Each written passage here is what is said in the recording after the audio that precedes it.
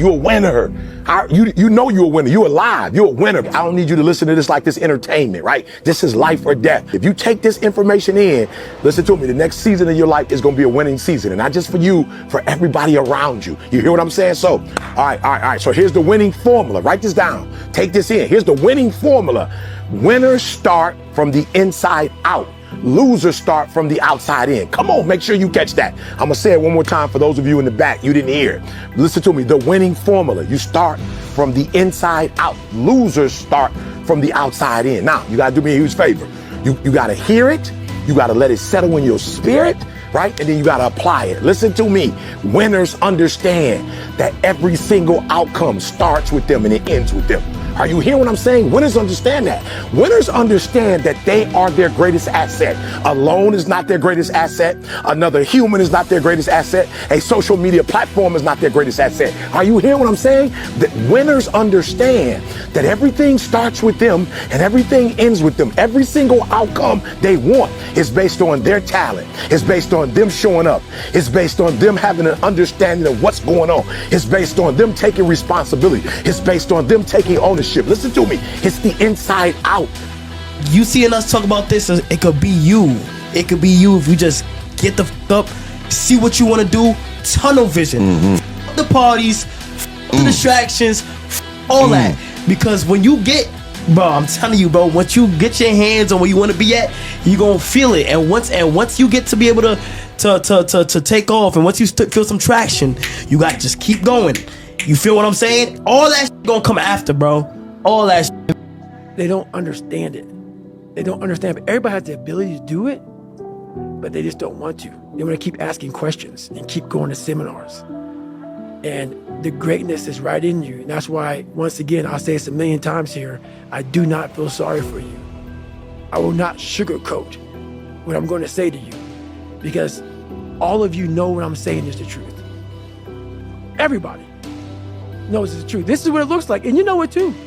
You know it too. This is what, if you ain't got nothing, I hate to tell you, what it looks like is ugly. It's not a documentary. It's not an HBO special.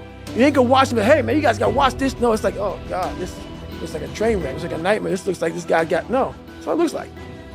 Hard work looks horrible. It's not motivating. It's not motivating at all. It ain't like Rocky round 14, he gets knocked down, he goes like this to Apollo Creed. It looks like a man being stuck in a fucking dungeon and there's no fucking way out. But you have the fucking key, but you refuse to use it. And that's nothing motivating about that. What would 2025 look like for you? If it was an amazing year for you, it was an outstanding year for you, what would it look like? What would it look like in terms of your staffing, right? What would it look like? What would it look like in terms of your systems and organization and structure? What would it look like in terms of relationships? What would that look like for you? I want you to write that down. What would that look like for you? So again, I just believe that if you write the vision, right? If you write the vision, you make the vision plain, I just believe certain things will happen for you. And I can't explain it, but you better feel winners win and losers lose. I can't explain it any better than that. I don't know how it happens, but winners win. And if you create a culture of losing, if you keep being a victim, if you keep letting losing happen to you, if you keep letting people do you and treat you any kind of way, it's going to become a culture. I believe in something called blissful dissatisfaction. There's a misnomer in the world that, man, for a lot of competitive people, drivers are like, hey, if I enjoy myself right now, I'm going to lose all my drive. I'm just going to delay my happiness. Number one problem in the world today is people say, I'm going to delay my happiness until a future time. Once I get that relationship, then I'll let myself be happy. Once I have the house, then I'll be happy. Once I have the car, then I'll be happy.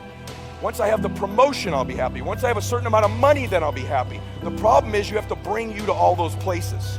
And people think if I let myself enjoy my life right now, I might lose my edge. The athletes I coach think that all the time. Nothing can be further from the truth. In fact, if you don't enjoy the victories as you go, your brain doesn't produce any dopamine, and you actually lose the desire to continue to perform. There's a direct correlation between celebrating your wins and wanting to do more of them. It's so much easier to beat everyone else because most people are overweight, they're distracted, they're poor, they have so few skills because it has never been easier to start a business, to make money, to get in shape, it's just also never been easier to do nothing. And so in a world where it's never been easier to do nothing, doing something becomes extraordinary. What do you do on the days when you're just not feeling it? Those days. Those days when I'm tired or worn out or just basically sick of the grind.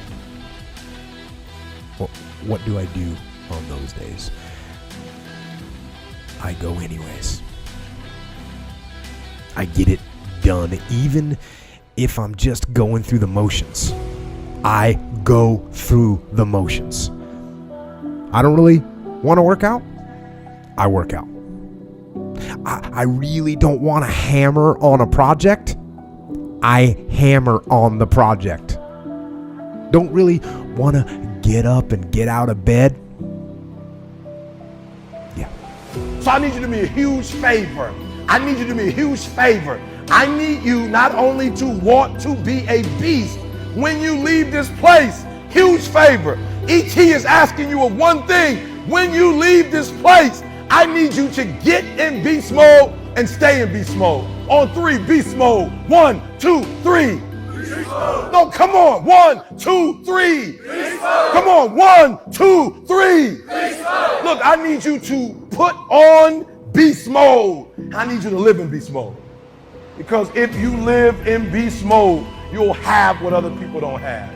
Listen to me very closely. Not only will you have what other people don't have, you'll do what other people can't do. One of the main reasons that people don't get what they want is because they don't actually figure out what it is.